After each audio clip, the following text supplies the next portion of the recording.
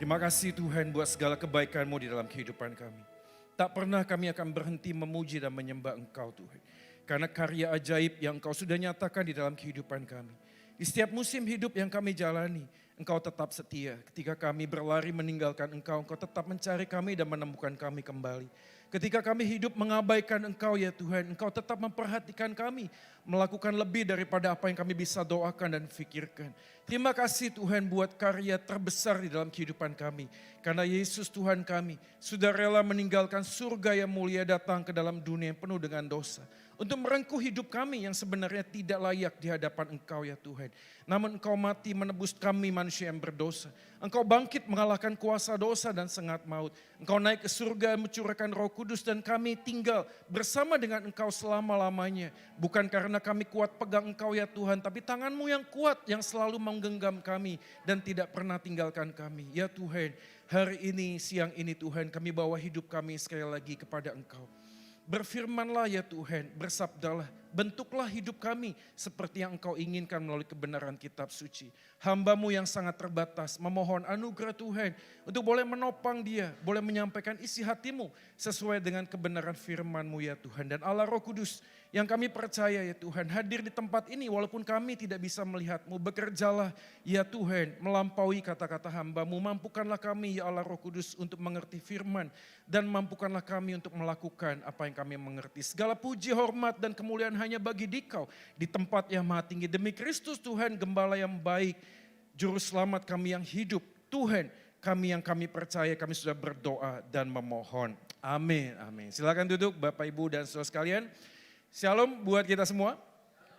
Oke, sebelum kita masuk dalam perenungan firman, ada pepatah mengatakan ya, sudah tahu ya template ya, tak kenal maka tak sayang. Walaupun yang sudah kenal lama, sudah nggak sayang lagi nggak apa-apa. Sabar aja ya, siapa tahu nanti dia bisa sayang lagi. Oke, perkenalan ya, nama saya Joy, belakangnya ada maniknya ya. Nama Joy ini beban ya, anak saya name is Joy. Papa ya, but you never feel like you enjoying your life gitu ya. Namamu itu Joy, tapi rasanya jadi beban, harus terus sukacita ya. Saya sudah menikah walaupun tidak pakai cincin kawin karena cincinnya saya gadaikan.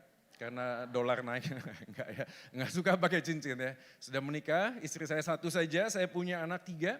Dan saya melayani sebuah gereja di daerah Tunjungan Plaza ya, nama gerejanya GKI, ada yang tahu ya. Ada orang ngomong GKI itu apa ya, ya itu singkatannya, gerejakah itu? Bukan ya, GKI itu Gereja Kristen Indonesia. Dan saya juga melayani sebagai dosen di Universitas Kristen Petra. Saya lebih lama di kampus karena saya senang sekali bergaul dengan anak pemuda ya. Saya banyak sekali punya insight yang baru dari anak-anak pemuda. Saya juga aktif melayani di media sosial. Jadi buat Bapak Ibu sekalian yang punya YouTube, TikTok ya atau Instagram bisa follow ya. Linknya di bawah sini. Ya yang follow hari ini dapat cashback. Ya damai sejahtera buat Anda gitu cashbacknya. Udah denger cashback langsung gini ya. Oke. Itu saja perkenalan dari saya. Kalau misalnya mau kenalan lebih lanjut lagi kita akan bisa DM-DM-an. Thank you buat Cieli ya untuk bisa kesempatannya diberikan melayani di tempat ini. Saya senang sekali karena salah satu visi saya di dalam gereja adalah kita harus menjaga kesatuan tubuh Kristus. Amin ya. Walaupun kita berbeda-beda denominasi, kita percaya kita punya satu Tuhan yang sama. Ada banyak hal yang minor doktrin. Ya, ada orang-orang yang hari ini berdebat yang sebenarnya tidak terlalu prinsip. Tapi hari ini kita disatukan di dalam sebuah kesatuan tubuh Kristus dan kita belajar firman Tuhan bersama. Mari kita membuka Alkitab kita saudara sekalian. Di kitab Kejadian pasal yang ke-25. Nah saya tadi sempat tanya ya, ini khotbahnya berapa lama? Ya 45 menit gitu, kurang lebih saya sudah set timer saya ya. Karena saya slide-nya itu 120, jadi kurang lebih 3,5 jam harusnya. Enggak ya, kan ada yang mengatakan lebih baik 1 hari di rumah Tuhan, amin ya. Oh, amin ya, nggak bisa saya ditunggu sama pelayanan yang lain soalnya.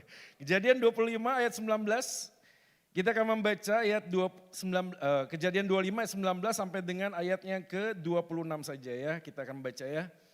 Oke, yang sudah menemukan firman Tuhan bantu saya katakan amin. Oke, saya akan bacakan, Bapak Ibu Saudara sekalian bisa menyimaknya di Alkitab masing-masing. Riwayat keturunan Ishak anak Abraham. Abraham memperanakan Ishak. Dan Ishak berumur 40 tahun ketika Ribka anak Betuel orang Aram di Padan Aram, saudara perempuan Laban orang Aram itu diambilnya menjadi istrinya. Berdoalah Ishak kepada Tuhan untuk istrinya sebab istrinya itu mandul. Tuhan mengabulkan doanya sehingga Ribka istrinya itu mengandung, ayat 22. Tetapi anak-anaknya bertolak-tolakan di dalam rahimnya dan ia berkata, jika demikian halnya, mengapa aku hidup? Dan ia pergi meminta petunjuk kepada Tuhan. Firman Tuhan kepadanya, 2 bangsa ada dalam kandunganmu dan 2 suku bangsa akan berpencar dari dalam rahimmu. Suku bangsa yang satu akan lebih kuat dari yang lain, akan menjadi hamba kepada anak yang muda. Setelah genap harinya untuk bersalin, memang anak kembar yang di dalam kandungannya. Keluarlah yang pertama, warnanya merah, seluruh tubuhnya seperti jubah berbulu, sebab itu ia dinamai Esau. Sesudah itu keluarlah adiknya, tangannya memegang tumit Esau, sebab itu ia dinamai Yakub. Ishak berumur 60 tahun pada waktu mereka lahir. Demikianlah firman Tuhan. Kita berbahagia kalau kita menjadi pelaku firman di dalam kehidupan kita hari lepas hari. Nah, saya tadi udah mention di awal bagaimana tentang hidup saya dan nama saya, tapi saya belum mention tentang keluarga saya. Pergumulan saya hari ini adalah terkait dengan tema.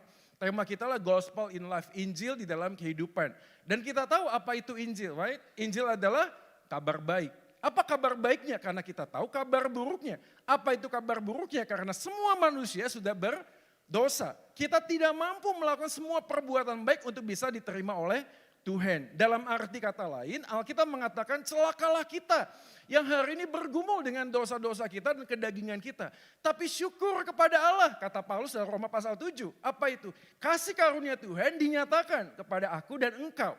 Dia membukakan jalan keluar, dia memberikan sebuah way out buat kita. Apa itu way outnya? Bukan kita yang mencari Tuhan, tapi Tuhan walaupun kita sudah berdosa tetap mengasihi kita dan datang mengutus anaknya yang tunggal, yaitu Yesus Tuhan kita. Dia mati menebus dosa kita, bangkit naik ke surga.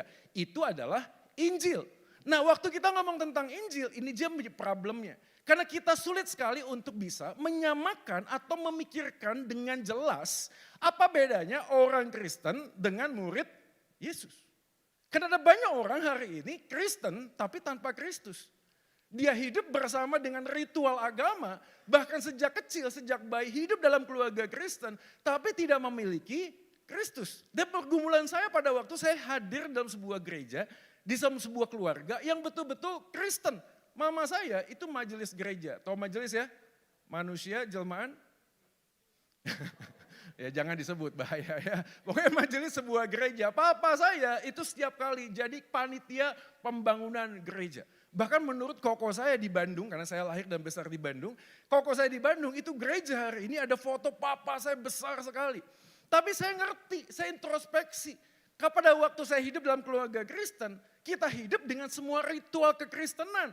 Tapi problemnya adalah saya tidak Kristus itu menjadi pusat di dalam keluarga.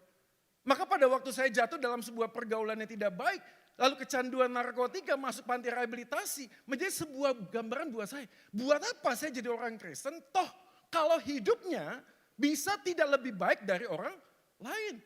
Saya ketemu dengan orang-orang yang beragama lain justru hidupnya lebih baik daripada orang Kristen. Jadi pergumulan karena pada waktu kita baca Alkitab dengan teliti, Tuhan Yesus tidak pernah mengajarkan agama yang baru. Tuhan Yesus tidak pernah membawa kita untuk jadi orang Kristen, betul? Dia mengatakan akulah jalan, akulah kebenaran, akulah hidup. Ketika agama mengajarkan itulah jalan, itulah kebenaran, ikutilah itu. Tapi kekristenan mengajarkan akulah kata Yesus. Maka sesungguhnya agama Kristen dengan kekristenan yang sejati harus bisa clear kita bedakan. Kita hidup dalam sebuah ritual tapi kita kehilangan esensinya mengikut Yesus. Maka saya membukanya dengan kalimat demikian. Cukup banyak orang Kristen yang memeluk agama Kristen dengan erat tapi tidak pernah mengalami pelukan Kristus yang hangat. Ini slide-nya ada clicker. Voice comment ya? 2 kali klik mungkin, setelah ini 1 kali lagi. Ya, slide yang pertama. Cukup banyak orang yang memeluk agama Kristen dengan erat tapi tidak pernah mengalami pelukan. Mereka sering bicara tentang Tuhan, perhatiin ya. Sering bicara tentang Tuhan tapi tidak pernah ngobrol sama Tuhan. Pada waktu kita ngomong tentang kekristenan, apa sih bedanya murid Yesus dengan orang Kristen? Orang Kristen ngomongnya tentang Tuhan. Tapi murid Yesus menjaga relasi kasihnya dengan Tuhan. Dan salah satu cara menjaga relasinya dengan Tuhan adalah bicara kepada Tuhan. Maka pagi hari ini coba kita introspeksi. Mengapa saya datang di tempat ini? Pertanyaan ini sering ditanyakan ke Yesus kepada murid-muridnya pada waktu dia hadir. Kepada Petrus dia bertanya, do you love me more than this? Apakah engkau mengasihi aku lebih daripada semuanya ini? Dan Yesus menanyakan 3 kali kepada Petrus yang menyangkal Yesus 3 kali. Seakan-akan menjadi sebuah pesan, demikianlah kamu menyangkali aku 3 kali, demikianlah kasihku tetap mengejar engkau 3 kali. Maka pertanyaan, do you love me? Apakah engkau mengasihi aku? Pagi ini ditanyakan kepada kita. Pertanyaan kita hari ini, mengapa Anda datang di tempat ini? Maka saya percaya sebuah kebenaran, bukan cuma sekedar apa yang saya percaya sebagai kebenaran, tapi pertanyaan yang paling penting adalah mengapa? Anda bisa bedain ya. Bapak Ibu tahu nggak kesehatan? Kesehatan tahu ya. Tapi pertanyaan mengapa kita harus sehat menjadi pertanyaan lain. Betul nggak? Suatu kali di Adiasa ada satu orang pemuda meninggal dunia, usianya masih muda. Usianya muda meninggal dunia kenapa? Karena obesitas, kolesterol, diabetes. Oke, setelah ucara penutupan peti di jalan bersama dengan jemaat, satu orang tante nyeletuk tanya sama saya, Pastor Joy mau tanya, kenapa tante? Kasihan ya anak muda itu, kok meninggal usianya masih muda? Lalu satu orang om ngomong, iya sih orang gak bisa jamu jaga mulut, ya semuanya dimakan, semua yang berkaki dimakan ya kecuali kursi ya, kaki kursi bukan ya. Ya pokoknya semua yang berkaki dimakan, gak bisa jaga mulut. Lalu tante ini nanya, loh pertanyaannya, Pastor, kalau seandainya anak muda ini jaga makan, dia mati gak?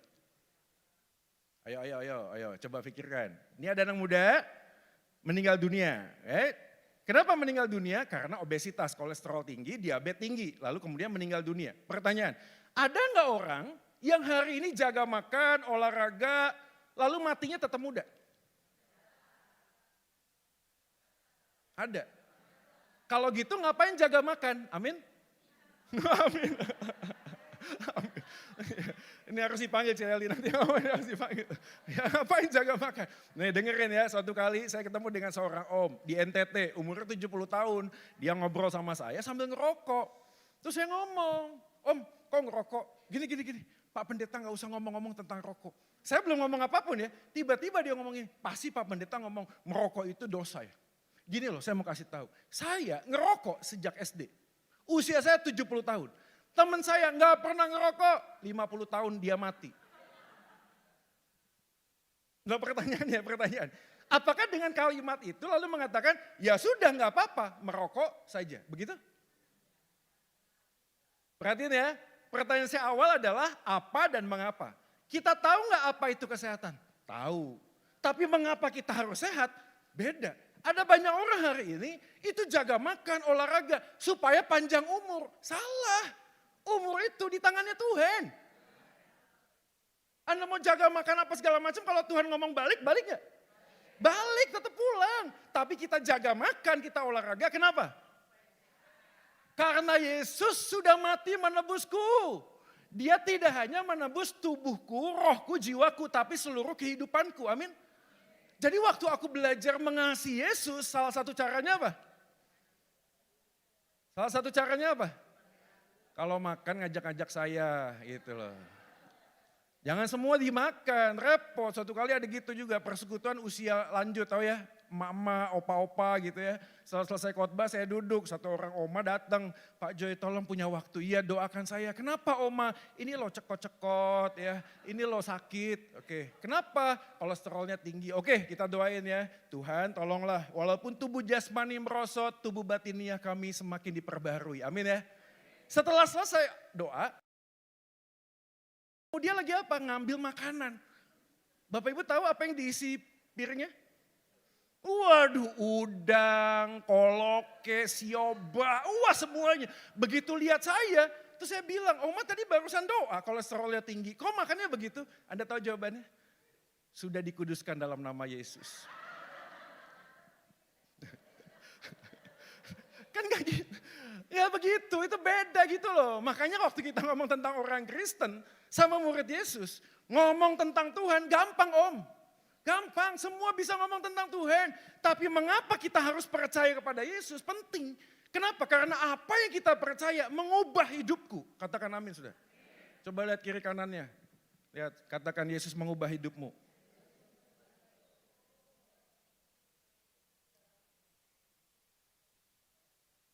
Saudara, hari ini kita coba memahami sebuah perjalanan tentang Injil di dalam kehidupan. Saya yakin Injil bukan cuma sekedar Yesus mati supaya kita nanti mati masuk surga, bukan.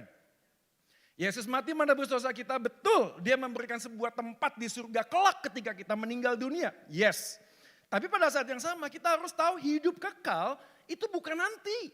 Hidup kekal itu hidup berjalan dengan Tuhan. Kapan? Saat ini, besok, minggu depan, bulan depan, tahun depan. Sampai kepada maut. Dan kita berjumpa dengan Tuhan. Maka waktu kita ngomong tentang Injil dalam kehidupan, harusnya Injil itu mengubahkan seluruh kehidupan kita. Mari kita melihat Injil, kitab Kejadian pasal ke-25. Dengan cepat saja. Pasal 25 adalah sebuah kitab narasi. Ya, kitab narasi ini menjelaskan tentang genealogis keturunan Abraham. Kita tahu ya, siapa yang menuliskan kitab Kejadian? Musa. Dia tulis 5 kitab.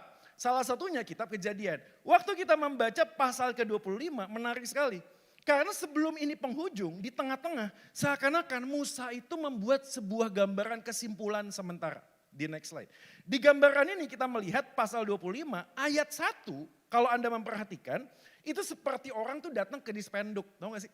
Kayak bawa kartu keluarga lalu lapor. Lapor tentang apa? Ini dia, Abraham mengambil seorang istri, namanya Ketura. Perempuan itu melahirkan Zimran, Yoksan dan seterusnya. Ayat yang ke-7 dikasih tahu, Abraham mencapai umur 175 tahun, lalu ia meninggal. Setelah itu kemudian ayat 12, ini yang menarik. Karena seakan-akan Musa perlu sekali memasukkan ayat 12 tentang keturunan Ismail. Ayat 12. Tapi ayat 19, inilah riwayat keturunan Ishak. Jadi seakan-akan Musa menaruh sebuah perjalanan genealogis, keturunan dari Abraham, tapi ada 2 anak tuh, Ismail dan Ishak. Dan seketika waktu kita baca, kita tahu kenapa Ismail ada. Anda tahu kenapa? Karena Abraham pada saat itu menantikan janji Tuhan digenapi, betul? Apa janji Tuhan kepada Abraham? Keturunanmu akan seperti bintang di langit dan pasir di pantai. Tapi berjalan dengan waktu kita tahu story-nya, apa kisahnya. Setelah mereka tua dan lanjut usia, tak ada satu anak pun. Betul gak sih? Gak ada satu anak pun. Lalu apa yang terjadi? Istrinya Abraham ngomong gini, kok kita udah tua nih, ya minta maaf. Gue lihat lu udah gak nafsu gitu ya. Ya lu lihat gue gak nafsu juga, kita udah peot ini. Tapi belum ada satu anak pun. Kita inget dong janji Tuhan kepada kita, keturunan kita akan banyak. Lalu gimana caranya? Lalu kemudian Sarah ngomong gini deh, kita kan baru ngambil satu asisten rumah tangga. Siapa? Si Hagar. Gini deh gue pura-pura gak lihat deh. Lu nanti malam lu masuk deh ke kamarnya. Supaya ada keturunan. Betul ya? Pada saat itu kita tahu kisahnya. Kisahnya adalah Abraham dan Sarah, kalau kita mengerti, coba tolong Tuhan. Cara Tuhan gak begitu. Janji Tuhan pasti begitu, tapi Abraham dan Sarah ngambil shortcut. Sudah tua, gak mungkin buat manusia. Caranya kita ngambil apa yang kita pikir itu benar supaya ada keturunan. Tapi menariknya, waktu kita ngomong tentang ayat 19, inilah keturunan Ishak. Apa menjadi menarik? Karena Ishak pada waktu lahir, lalu kemudian apa yang terjadi? Dia mengulang kisah yang sama dengan papanya. Apa itu? Ishak dan Ribka menikah, lalu kemudian mandul. Istrinya mandul. Seakan-akan sebuah pengulangan, sebuah kisah dari papanya. Tapi yang menariknya adalah Abraham dan Sarah pada saat itu cari jalan pintas, cari sebuah jalan difikirkan oleh manusia. Tapi Ishak dan Ribka tidak. Gini, supaya Bapak Ibu Saudara sekalian memahami gini ya. Di dalam sebuah ilmu psikologi, salah satu gambaran orang kalau di konseling, karena saya juga konseling, salah satunya adalah membuat sebuah pohon keluarga. Pernah tahu gak sih? Jadi kalau orang datang ya, punya masalah, problem, perceraian lah, kecanduan, apa segala macam. Salah satu caranya adalah membuat pohon keluarga. Dia suruh ingat-ingat, dari keturunan papa engkong bagaimana? Dari keturunan mama engkong bagaimana? Nanti biasanya ada sebuah kesamaan yang berulang. Jadi kalau di atas ada yang divorce, biasanya di bawah ada yang divorce juga. Di atas ada yang bercerai, di bawah ada yang bercerai juga. Dan biasanya ditanya, apakah interaksimu dengan orang ini dekat atau tidak? Kenapa begitu? Karena ini bukan ngomong dosa kutukan, bukan. Di dalam psikologi ada sebuah survei yang menjelaskan bahwa orang mendapatkan informasi dengan orang yang terdekat, menyimpan di dalam sebuah pikiran, unconsciously dalam alam bawah sadar, memberikan sebuah konsepsi kebenaran. Contoh ya, supaya menyederhanakannya. Kalau saya ketemu dengan om saya, dan om saya ini bercerai dengan tante saya, dan saya dengan om sering interaksi, dan saya melihat om saya bahagia, walaupun bercerai, ketika saya menikah dan punya masalah dan ingin bercerai, saya akan lebih mudah melegalkan keputusan itu. Anda tahu kenapa? Karena alam bawah sadar saya mengatakan, om saya juga cerai bahagia kok. Lihat ya, karena informasi yang muncul di dalam sebuah circle paling dekat. Dan tanpa sadar saya meniru polanya karena saya mendapatkan resultnya, hasilnya. Kalau dia cerai, dia bahagia, maka saya pun bisa cerai dan tetap bisa bahagia. Saya ketemu dengan satu orang suami istri. Istrinya somasi suaminya mau bercerai. Suaminya gak mau, dia tetap berdoa memohon supaya bisa dipulihkan. Oke? Suatu kali saya diajak makan sama suaminya, sama anak pemudanya. Yang kedua, umurnya 17 tahun. Saya masih ingat makan di Bonami, saya di tengah, dia di sini, ngobrol. Setelah ngomong panjang lebar, tiba-tiba ini anak 17 tahun berdiri. Dan dia ngomong begini, Pastor Joy minta maaf ya, saya mungkin harus agak kasar. Ini berdiri loh, ini di restoran. Dia tunjuk papinya. Dan dia ngomong begini, kalau mami sudah gak mau sama papi, jangan dipaksa. Papi kan masih punya uang, wajah lumayan ganteng, cari wanita lain. Ini Kristen loh ya, ini Kristen ya, Kristen. Setelah saya makan, papanya itu udah cemberut, dia bilang tenang. Begitu keluar, saya gandeng anaknya. Bro, ngomong-ngomong kok bisa punya kesimpulan gitu sih ngomongnya tadi? Boleh gak tahu? Lalu dia ngomong, Anda tahu ngomongannya apa? Pak, saya ini kumpul sama teman-teman, majority dari mereka, 80% keluarganya itu broken home. Keluarganya bercerai, tapi teman-teman saya they all happy. Semua bahagia Pak. Jadi kalau memang relasi itu udah gak bisa dipaksakan, ya sudah pisah saja. Pertanyaannya menarik, apakah dia tidak tahu kebenaran? Tahu, tapi pengalaman hidupnya melampaui pemahamannya. Ini menjadi sebuah pergumulan buat kita, kenapa? Karena waktu ditanya, Bapak Ibu tahu gak Allah mengasihi Anda? Tahu gak Allah mengasihi Anda? Pertanyaan saya, apakah engkau merasakan kasih Allah kepada Anda? Saya punya jemaat sudah, sampai hari ini masih bergumul. Dia bilang, Pak Joy, Tuhan tuh sayang gak sama saya? Saya tanya kenapa begitu? Karena waktu COVID, 4 anggota keluarganya mati dalam waktu yang singkat.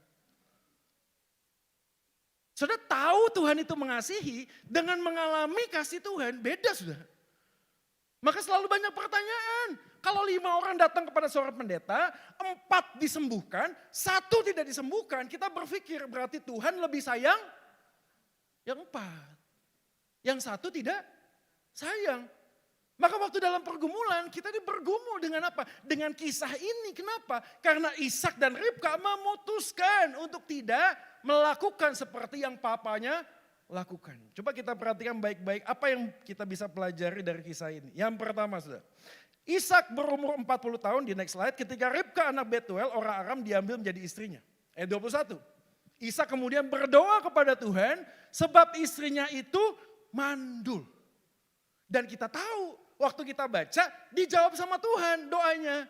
Waktu itu Ishak berumur 60 tahun. Perhatiin ya, berdoa pada umur 40 tahun. Karena istrinya mandul. Lalu kemudian 20 tahun kemudian Ishak berumur 60 tahun baru lahirlah Esau dan Yakub. Pertanyaan saya, 20 tahun panjang apa pendek? Ya? Panjang. Menurut saya tergantung. Kok bisa begitu Pak? Jawabnya 20 tahun tergantung. Pernah ketemu dengan pendeta yang kalau khotbah nggak tahu ngomong apa, ya minta maaf ngomongnya juga pelan, atau nggak usah pendeta lah.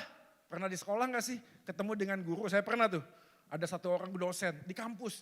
Aduh dosen ini maaf ya, harusnya udah pensiun, tapi nggak pensiun-pensiun. Begitu tiap kali kita lihat, wah bapak dosen ini. Kita itu udah, wah wanti-wanti. Jalan dari pintu sampai ke tengah. Jalan sudah, ini baru jalan. Sampai nih.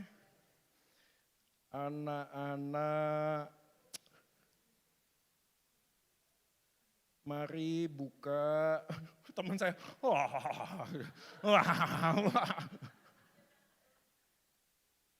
Jadi anak-anak, teman-teman saya angkatnya. Padahal baru 5 menit, rasanya apa? Udah 5 abad. Ini kapan selesai sih ini kuliah? Pernah ketemu dengan ini? Perhatiin. Ada yang pernah jatuh cinta enggak? Wede. Lihat. Wah banyak ya. Ini kelihatannya kalau lihat wajahnya kayaknya seusia saya ya. Kan dulu kan kalau apel kan ke rumah ya. Kan nggak bisa ke mall, kan masih jarang betul ya. Nah, saya pernah pengalaman ngapel. Jam 6 duduk, set di rumahnya. Pacar saya. Ya. Tidak lama kemudian saya dengar ada lagu Dunia Dalam Berita. Ada yang tahu dunia dalam berita ketahuan umurnya. Ya, dunia dalam berita. Lalu kemudian ada orang batuk-batuk dalam kamar di belakang. Sampai saya tanya, yang itu bapakmu kanker paru-paru. Batu terus. Lalu pacar saya ngomong begini, oh itu bapak. Itu kalau dia batuk-batuk tandanya kamu harus pulang. Perhatiin ya. Respon saya adalah gini, baru duduk kok pulang? Tapi waktu lihat jam, udah 3 jam loh. Jam 6 sampai jam, kerasa nggak? Nggak kerasa. Jadi kalau saya tanya, panjang apa 20 tahun panjang apa pendek? Tergantung. Situasinya seperti apa? Kalau situasinya menyenangkan, rasanya seperti pendek. Loh kok udah habis waktunya? Kok udah selesai? Kayaknya baru tadi deh, kok udah selesai. Tapi kalau kondisinya tidak menyenangkan, berat. Maka waktu kita ngomong tentang Ishak dan Ribka 20 tahun, ini bukan panjang, tapi panjang banget. Panjang sekali. Kenapa kok bisa panjang sekali? Karena dalam tradisi kuno kita tahu wanita kalau tidak punya anak dan mandul hanya 2 kemungkinan. Satu dikutuk oleh Tuhan, satu punya dosa yang dia simpan. Jadi pada waktu Ishak dan Ribka hidup tidak punya anak bertahun-tahun, pada saat yang sama dia itu terintimidasi. Bagaimana mungkin kita belum punya anak, menikah 1 tahun, 2 tahun, kita udah coba, ke Cungko kita coba, ke Singapura kita coba, ke Taiwan kita coba, kemana, rumah sakit mana kita udah coba, tapi kok belum punya anak, gambarannya sulit saudara. Dan yang lebih sulit lagi adalah keluarga ini terkenal sebagai apa? Keluarga religius di tengah-tengah bangsa yang tidak kenal Tuhan. Abraham, Sarah, dan juga Ishak dan Ribka terkenal sekali keluarga yang sangat takut akan Tuhan. Anda bisa bayangkan gak sih apa yang terjadi? Setiap minggu ketemu Pak RT, kemana? Gereja Pak. Waduh ini keluarga religius. Setiap Rabu ada apa? Rame-rame nih, ada doa malam. Setiap Jumat ngapain latihan musik. Ini orang-orang di sekitar tahu gak keluarga ini cinta Tuhan? Tahu, tapi pada saat yang sama kalau cinta Tuhan mana buktinya? Mana buktinya? Lawang anak aja gak punya kok. Saya bisa memahami itu ketika saya tanya sama mami saya. Mam, waktu saya masuk panti rehabilitasi karena ketergantungan narkoba. Mami ngomong gak sih sama orang gereja? Mami ngomong gak sama orang gereja? Awalnya dia ngomongin, enggak. Kok bisa? Tuntutan sosial. Malu dong. Malu saudara. Ini bukan jemaat biasa loh. Ini pemimpin gereja. Kalau di gereja mami saya setiap minggu khotbah nggak khotbah duduknya di depan. Jemaat tahu itu mama saya. Pada waktu ditanya mana anakmu yang kedua. Mami saya ngomong ikut papanya kerja. Dia kuliah ke sini terus.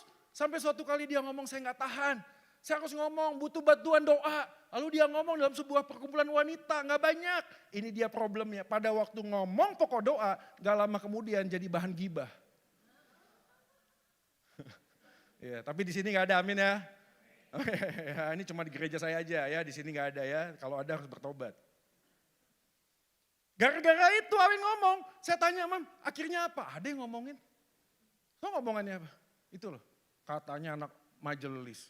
Katanya majelis, suruh anak orang datang ke gereja, lawang anaknya sendiri. Kena narkoba begitu loh. Diomongin sudah. Dan jadi pergumulan buat keluarga kami. Bahkan pada saat itu papa saya nggak bisa terima. Dia pergi kerja di luar pulau. Gak pernah balik, kenapa? Karena rasa malu. Rasa malu. Dan saya bisa memahami itu pada waktu baca Ishak dan Ribka. Ini orang keluarga cinta Tuhan. Tapi bertahun-tahun tidak punya anak. Dan inilah sebenarnya pelajaran Injil dalam kehidupan apa itu? Waiting room. Next slide. Di dalam perjalanan kita mengikut Tuhan selalu akan ada masa penantian. Dan saya nggak tahu berapa banyak dari kita hari ini sedang menanti sesuatu. Anda pengen sembuh dari penyakit Anda? Ke dokter udah, ke pendeta udah, didoain udah. Nggak sembuh-sembuh, tiba-tiba tetangga datang mau coba nggak orang pinter. Walaupun nggak punya titel, nggak pernah sekolah disebut orang gokil. Mau nggak? Konon katanya tinggal dijampi-jampi, ngomong-ngomong doa, diminum airnya bisa sembuh. Jadi pergumulan loh buat kita. Saya dalam posisi pada saat saya ngomong ini tahu kenapa istri saya baru saja operasi tumor. Tahu saudara, orang yang sedang sakit bergumul. Memohon apa Tuhan, tolonglah sembuhkan saya. Sembuhkan saya dari penyakit ini. Anda menanti 1 bulan, 2 bulan, 1 tahun, 2 tahun, 3 tahun. Mungkin saat ini sudah bertahun-tahun tapi tidak disembuhkan. Pertanyaan saya hari ini, apakah engkau tetap mau menanti jawaban Tuhan yang terbaik? Atau kemudian Anda tergerus dengan apa kata dunia dan mencari sebuah kesembuhan. Walaupun harus menjual iman. Maka pagi ini pelajarannya apa? Ini dia next. Penantian adalah ruang pengujian. Diuji sudah. Saudara, orang yang sembuh itu sakit lagi enggak? Bisa sakit lagi. Bahkan Alkitab mengatakan orang yang bangkit mati lagi enggak? Anda pikir Lazarus enggak mati lagi? Walaupun dibangkitkan sama Yesus, tetap mati lagi. Orang yang sakit, sembuh, sakit lagi enggak? Bisa sakit, enggak ada jaminan. Maka kita harus menguji sebenarnya apa yang sebenarnya tujuan utama saya. Ada banyak orang hari ini sedang drop dengan bisnis, bergumul dengan bisnis, menanti pemulihan. Dan itu gak gampang, kita mungkin kadang-kadang merasa putus asa. Hari ini pesannya adalah tetap berdoa, tetap berharap. Tapi pada waktu Anda berharap dan berdoa, pada saat yang sama ujilah hatimu. Apakah yang menjadi lebih utama dalam hidupku? Apakah kesehatan? Apakah bisnisku? Apakah rumahku? Apakah keluargaku? Atau yang jauh lebih penting dari segalanya adalah Yesus yang lebih utama dari segala sesuatunya. Saudara, dalam pergumulan ada persimpangan jalan, nggak mudah. Tapi kalau Anda sedang menanti, coba uji. Apakah ada berhala dalam hati yang kemudian bertahta dalam diri kita? Yang mengatakan, Tuhan kalau engkau tidak menjawab, selesai hidup saya. Enggak selesai. Siapa yang bilang selesai? Sudah pada waktu saya jatuh dalam narkoba, saya masuk panti rehab 5 kali. Orang pada ngomong, sudah ini anakmu ya udah selesai. Saya baru tahu pada waktu bertobat, koko saya ngomong dan ngaku. Dia itu udah larang mama saya berdoa. Dia ngomong, Mam, jangan doa lagi buat si Joy. Jangan. Mami masih punya 2 anak. Anggap aja si Joy ini sudah mati. Jadi koko saya mengaku setelah saya bertobat, saya baru ngerti itu. Dan pada waktu saya mengevaluasi diri saya, kenapa ya kok saya begitu? Kenapa masuk panti pakai lagi, masuk panti pakai lagi. Kok begitu terus? Dan pertanyaan lebih penting adalah, kok mami saya ada terus di sana? Karena dia tidak pernah berhenti berharap. Karena dia percaya bahwa di depan sana ada pengharapan. Bukan cuma sekedar saya sembuh, tapi karena Yesus tak pernah mengecewakan hidup keluarga papa mama saya. Saudara, apa yang Anda sedang nantikan hari ini? Pemulihan dalam keluargamu hari ini? Pertanyaan yang penting adalah bagaimana Yesus menjadi pusat dalam kehidupan. Kalau nggak begitu, kita tidak akan kemana-mana. Maka sebuah Injil mengubahkan hati kita, arah hidup kita, frekuensi hidup kita. Next slide, ini dia. Jangan hanya berharap jalan keluar dari Tuhan. Kalau hidupmu masih keluar dari jalannya Tuhan. Kadang ada orang hari ini menantikan sesuatu, tapi hidupnya gak jelas mau kemana. Dia hanya sekedar mencari apa yang dia inginkan, tapi tidak pernah bertanya apa yang Tuhan inginkan di dalam hidupnya. Maka pada waktu Anda sakit belum sembuh, tetap berkarya buat Tuhan. Waktu bisnismu sedang jatuh hari ini, tetap responi panggilan Tuhan. Walau masalah pergumulan sedang terjadi dalam hidupmu hari ini, tidak jadi alasan untuk Anda terus hidup di dalam Tuhan dan menjadi berkat buat banyak orang. Saudara, ngomong Tuhan baik dalam kondisi yang baik gampang. Tapi ngomong Tuhan baik di dalam kondisimu yang sedang tidak baik, itu butuh anugerah Tuhan. Dan anugerah itulah memampukan kita hari ini untuk menjalani kehidupan. Saya tahu saudara, hari ini tidak mudah. Orang pada ngomong siap-siap nih PHK massal. PHK massal, pengusaha-pengusaha yang di atas sudah ngomong gak mungkin kita kerja seperti ini. Ongkos produksi melonjak. Mau dijual berapa lagi nih barang? Gak mungkin. Lay off semua. Lay off.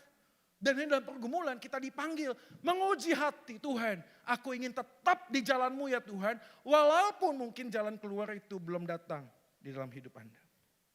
Ibrani 10:23 mengatakan demikian. Marilah kita teguh berpegang pada pengakuan tentang pengharapan kita. Sebab Ia yang menjanjikannya setia. Next slide. Saudara, Ibrani menjelaskan bahwa bukan kita yang pegang Tuhan. Tapi Tuhanlah yang pegang kita. Saudara, ada sebuah jabat tangan Romawi, Anda pernah dengar? Kalau orang Gen Z ketemu high five, betul ya? Orang Indonesia jabat tangan. Tapi orang Romawi jabat tangannya gini. Pernah tahu? Jabat tangan Romawi ini menjadi sangat penting dalam filosofi relasi kita dengan Tuhan. Kalau tangan kiri saya adalah kita manusia dan tangan kanan saya ada Tuhan, maka pada waktu kita bergandeng tangan, jabat tangan, tangan kita itu bisa lepas. Bisa lepas. Tapi menariknya Alkitab menjelaskan bahwa ketika Yesus mati di atas kayu salib, walaupun penderitaan, pedang, pergumulan, ketelanjangan, tidak ada yang bisa memisahkan kita dari kasih Allah. Maka pada saat kita sedang pergi meninggalkan Tuhan, Tuhan tidak pernah lepaskan kita. Dan itulah yang terjadi dalam hidupku dan hidupmu. Walaupun pergumulan kita tanya, Tuhan engkau di mana? Tuhan kenapa engkau tidak jawab doaku? Tuhan engkau ada di mana? Engkau kecewa sama Tuhan. Tapi perhatikan hari ini, jika engkau hari ini datang di sini dan dengar firman Tuhan, perhatikan baik-baik. Tuhan masih punya urusan buat Anda. Karena dia sedang pegang tangan Anda dan hari ini Tuhan ingin fokus kita diubah. Tidak lagi mencari apa yang aku harapkan, tapi aku mencari kerajaan Allah. Maka pada waktu aku mencari kerajaan Allah, apa yang tidak mungkin aku bisa selesaikan, Tuhan akan selesaikan. Sudah ada orang bertanya sama saya, Pak Joy, kok bisa sih lepas dari narkoba? Saya juga bilang bingung, saya juga. Jangankan narkoba saudara, lepas dari rokok aja susahnya minta ampun. Susah saudara. Saya pernah di suatu pengalaman di panti rehabilitasi. Saya bilang gini sama mami saya, Mam, saya ini pengen lepas narkoba. Kok masuk dalam panti rehab gak boleh ngerokok? Protes saya. Tapi mami saya bilang gini, ya sudahlah nikmati aja dulu. Akhirnya sudahlah. Nah saya baru tahu kalau ada pasien dengan kelakuan yang baik punya sebuah reward. Anda tahu rewardnya? Jalan-jalan keluar panti kemanapun. Hypermart, ke Superindo, kemanapun pokoknya. Itu satu satpam, satu pasien. Di borgol dikasih jaket. Jadi setiap minggu kita keluar. Nah saya selalu ngomong sama teman-teman saya gini. Kita ngomong sama Pak Satpam nanti ya. Kita gak akan ngapa-ngapain deh. Gak mungkin aneh-aneh. Cuma satu saja. Pak tolong kami diajak untuk ngelihat ada asbak-asbak. Dulu kalau di luar tuh ada asbak-asbak ya. Nah selalu ada puntung rokok. Nah kita tugasnya kantongin. Kantongin. Ya, kenapa dikantongin? Atau karena rokok yang gak ada filternya rokok apa? Ya. Rokok yang gak ada filternya. Wah itu ya mantan perokok semua ya yang tahu ya. Ya rokok kreatek itu gak ada filternya, jadi tembakau semua ya. Masukin kantong ya, masukin kantong. Nah sampai di panti rehab teman-teman kumpul, ngapain? Ngeluarin hasil kita, dibuka. Tembakonya banyak, kita banyak. Tapi masalahnya muncul, mau dilinting pakai apa? Teman saya usul, coba kita pakai HVS. Pakai HVS sudah, dibakar, hitam sudah. Hitam nggak bisa dirokok ini. Terus kita bingung tembakonya ada, nggak ada kertasnya. Di panti rehab setiap pagi ada biston, tahu ya, pendalaman Alkitab.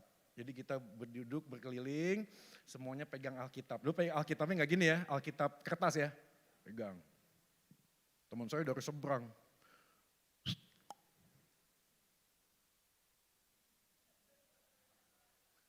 Dia pegang Alkitab, kertasnya digoyang-goyang.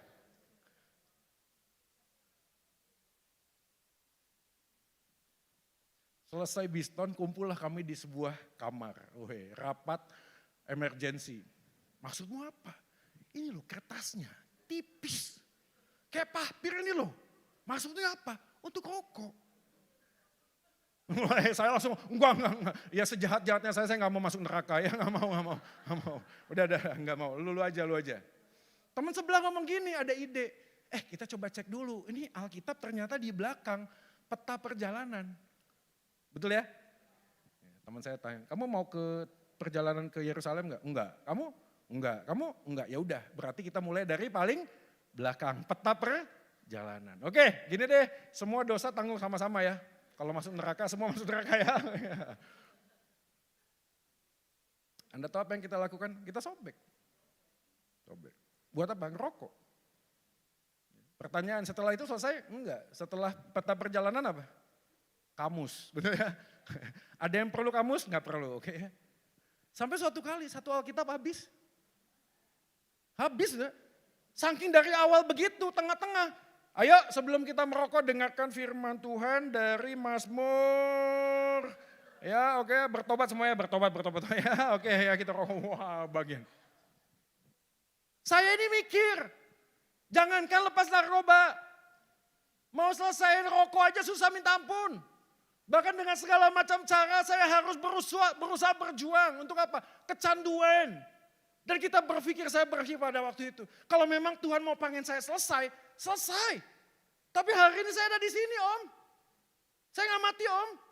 Tuhan terus memulihkan hidup saya. Sebulan, 2 bulan, 3 bulan, setahun, 2 tahun. Enggak, 8 tahun. Menanti sebuah pemulihan.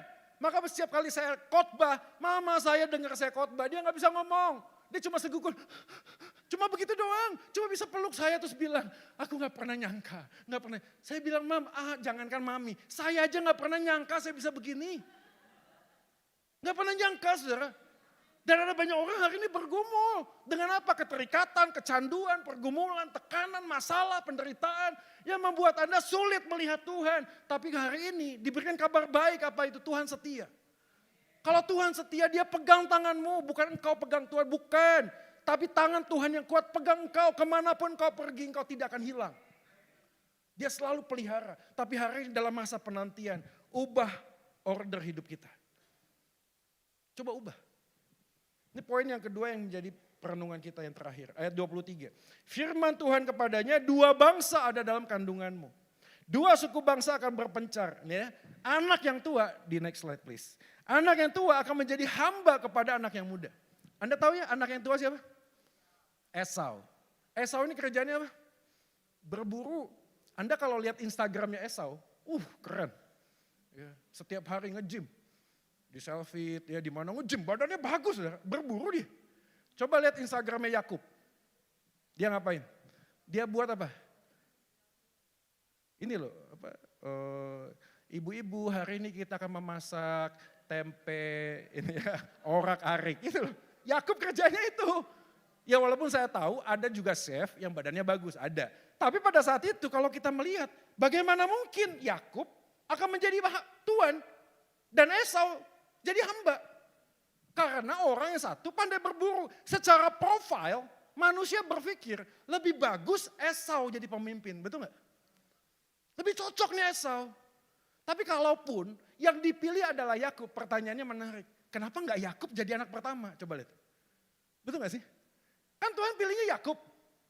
Kalau misalnya Yakub jadi anak pertama, kan enggak ada konspirasi antara orang tua dengan anak. Tahu konspirasinya? Karena pada waktu kita baca kisahnya, maminya lebih cinta sama Yakub kan? Lebih cinta sama Yakub. Nah suatu kali, Ribka ini jalan-jalan ke TP. Zara belum tutup. Lagi ada diskon, jaket kulit berbulu. Wah, dapat ide dia. Bagus juga nih ya, pas lagi diskon. Dia punya sebuah rencana. Ngapain? Wah, tipu aja suami gue. Tuh gue beli nih mumpung diskon. Nanti sampai rumah, saya kasihin ke Yakub.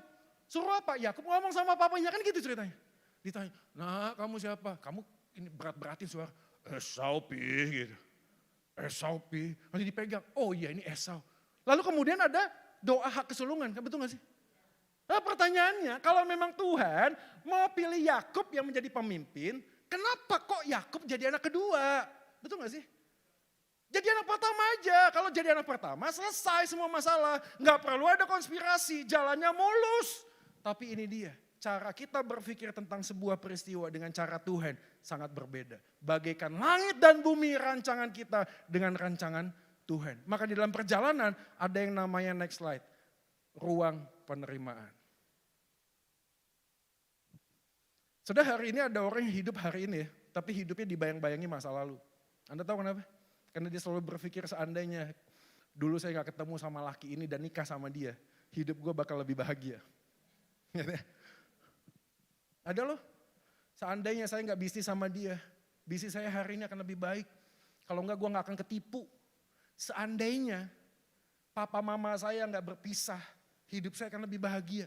Seandainya pertanyaan, di masa lalu bisa diubah gak sih?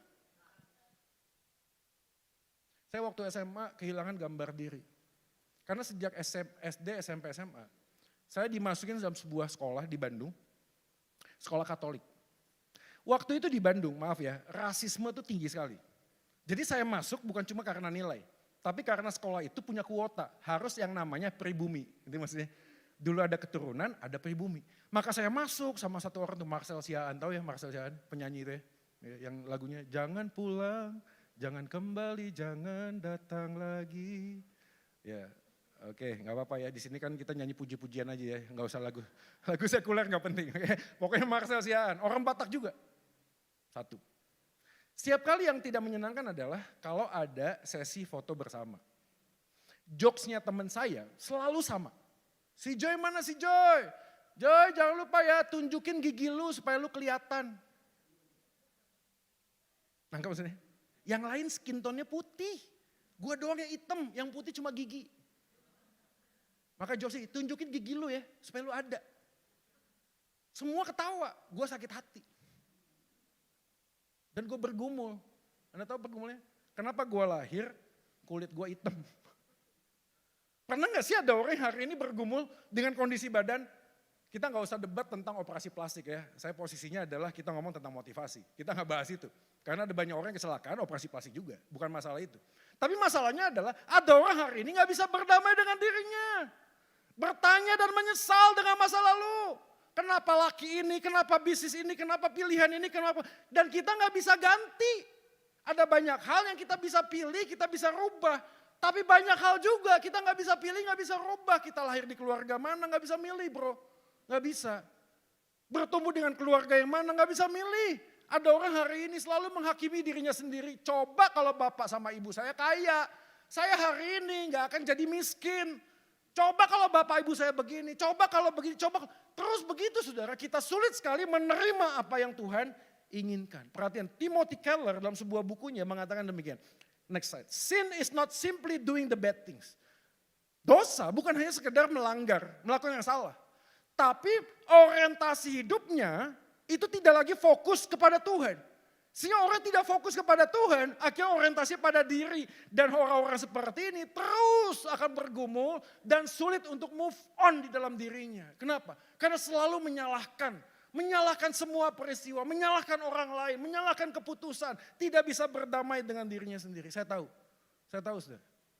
Saya melayani beberapa pasutri hari ini divorce, pisah. Usia pernikahan 5 tahun. Dan hari ini ajak istrinya dalam persekutuan, mau gak? Berat saudara, kenapa? Karena selalu setiap kali ditanya, suamimu mana? Bagi dia tahu Tuhan terima dia.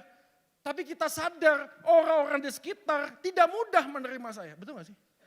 Anda tahu gak sih kenapa saya jatuh bangun dalam narkoba?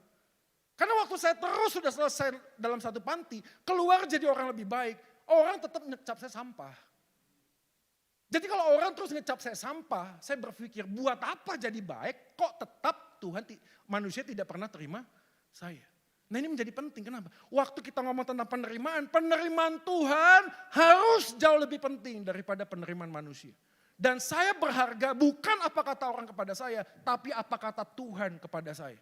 Dan apapun kondisi dan situasi hidup saya hari ini, penyesalan apapun yang pernah kita lakukan, Tuhan tidak pernah buang kita. Ini kabar baiknya sih. Maka mendekat pada Tuhan di next slide. Mendekat pada Tuhan diawali dengan menerima diri sebagaimana Kristus menerima kita. Tanpa kesadaran ini kita akan terus berjuang mencari penerimaan dunia. Saudara, pertanyaan saya siang hari ini adalah apakah yang Anda sedang sulit menerima di dalam diri? Hidup Anda mungkin, masa lalu Anda, keluarga Anda mungkin. Atau mungkin sama seperti saya, warna kulit saya mungkin. Beberapa orang hari ini anak muda kerjanya workaholic. Dari pagi sampai pagi saya tanya, bro kok lu kerja kayak gitu? Terus dia bilang, Kak Joy saya udah capek jadi orang miskin. Capek saya. Saya pernah waktu kecil diajakin sama anak tetangga. Kere. Dan saya berpikir kere itu jahat. Gak boleh kere. Saya mau balas dendam dengan orang-orang yang pernah membuli saya. Dan saya harus menunjukkan saya bisa, saya mampu. Akhirnya apa yang terjadi? Frustrasi dia. Karena dia gak tahu lagi tujuan hidupnya. Gak tahu lagi tujuan hidupnya. Saudara, tujuan hidup kita ini bukan didasarkan pada keinginan kita, bukan saudara. Tujuan hidup kita ini ditentukan oleh Tuhan. Saudara, handphone ini harganya mahal, betul ya? Pertanyaan, kalau lagi makan soto, meja goyang-goyang, handphone bisa gak ganjel meja? Bisa? Bisa. Tapi waktu kita pakai handphone ganjel meja, kita bilang, gak waras nih orang. Kenapa kita ngomong gak waras? Karena kita tahu ini berharga. Buat ganjel meja itu gak worth it gitu loh. Gak layak, ini mahal. Tapi hari ini perhatikan, ada banyak orang Kristen. hidupnya berharga. Tapi hari ini hidupnya ngeganjel hidup orang lain. Hidupnya ngeganjel hidup orang lain. Yang penting orang lain lihat saya punya. Yang penting orang lain lihat saya sukses. Yang penting lihat orang lain saya lihat punya sesuatu. Dan kita sulit untuk terus membuktikan dan membuktikan. Kita gak bisa menerima diri. Maka poin kita hari ini adalah kadang, next slide. Tuhan tak memberi yang sempurna. Betul gak sih? Tapi selalu yang terbaik yang Tuhan berikan.